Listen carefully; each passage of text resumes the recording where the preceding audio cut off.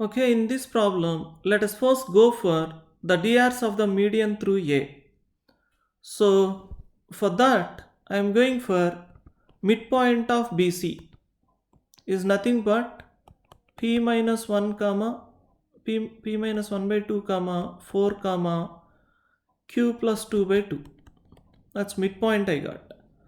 Therefore, what are DRs of the median? If I call this as D, I'm writing DRs of AD now. This is 2, 3, 5. So I'll have it as P minus 1 by 2 minus 2 comma 1 comma Q plus 2 by 2 minus 5. So I am getting it as P minus 5 by 2 comma 1 comma Q minus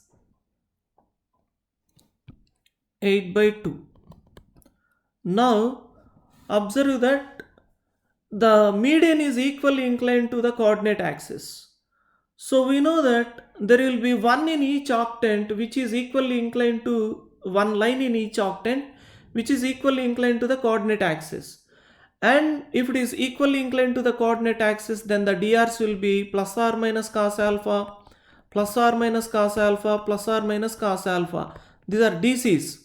So DRs will be some lambda times of it. So DRs, they will look like this. Now, which DRs we have to consider? Observe that A is in the first octant. So, in the sense that it is in the plus plus plus octant. Therefore, the DRs of the line, it should be like lambda cos alpha comma lambda cos alpha comma lambda cos alpha. So, this must be equal to 1, this must be equal to 1. So, using that, you can see that you have P is equal to 7 and from this you have Q is equal to 10. Therefore, they obviously satisfy option C. Let's go to next problem. See, in this problem he gave that C bar cross this is 0 bar. That means C bar is parallel to this vector. That means C bar is of the form lambda times I bar plus 2j bar plus 5k bar. You can take T, doesn't matter.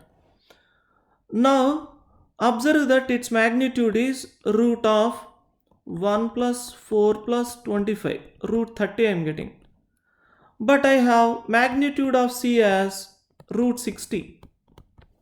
Therefore, I understand lambda must be root 2. So, C bar is nothing but root 2 into I bar plus 2j bar plus 5k bar. Because from this one, I observe mod C is nothing but mod lambda into root 30. Okay. So, actually, you can see that lambda is plus or minus root 2 I get from that. Okay, I am taking root 2 now. He to ask for a value of this dot product.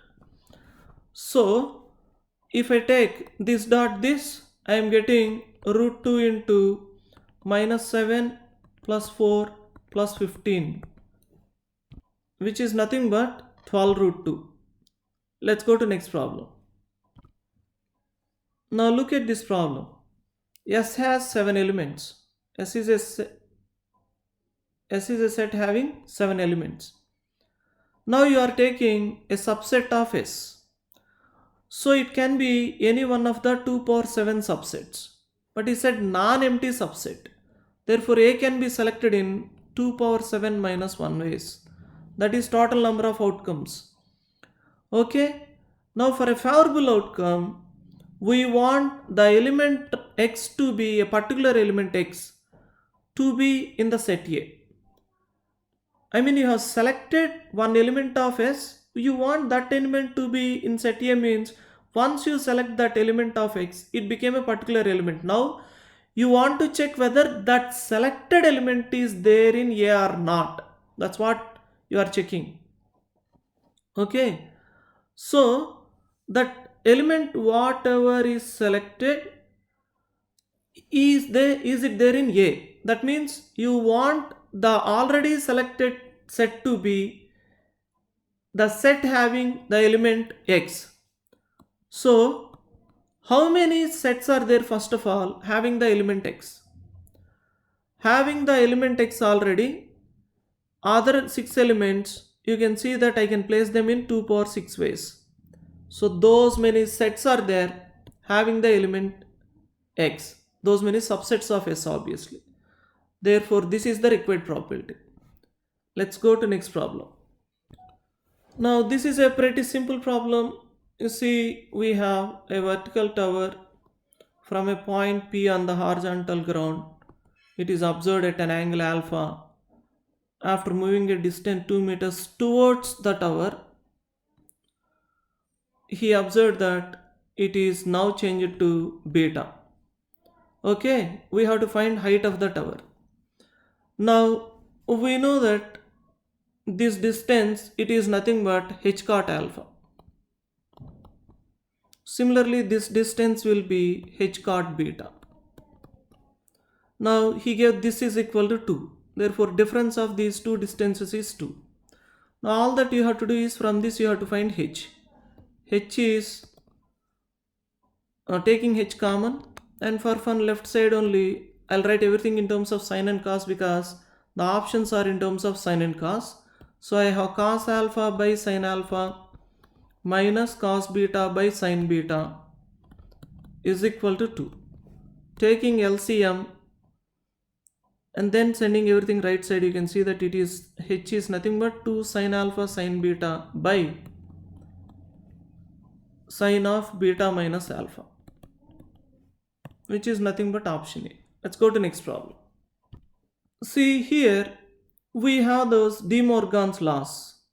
We have A dash union B dash is nothing but A intersection B whole dash. We know that the same thing applicable even for statements. So observe that this is like A dash only and this is like B dash. Union is there. So what we get is ultimately it is P R not Q intersection P R Q. Intersection means and, here and whole dash. So that is this whole expression is nothing but this one. Now this is nothing but, you can see that I can use distributive law there. So I have P R, I'll get not Q and Q whole dash. So you can see that this is nothing but false. It's P R false whole dash. It's nothing but P dash means not P. That is the answer. Let's go to next problem.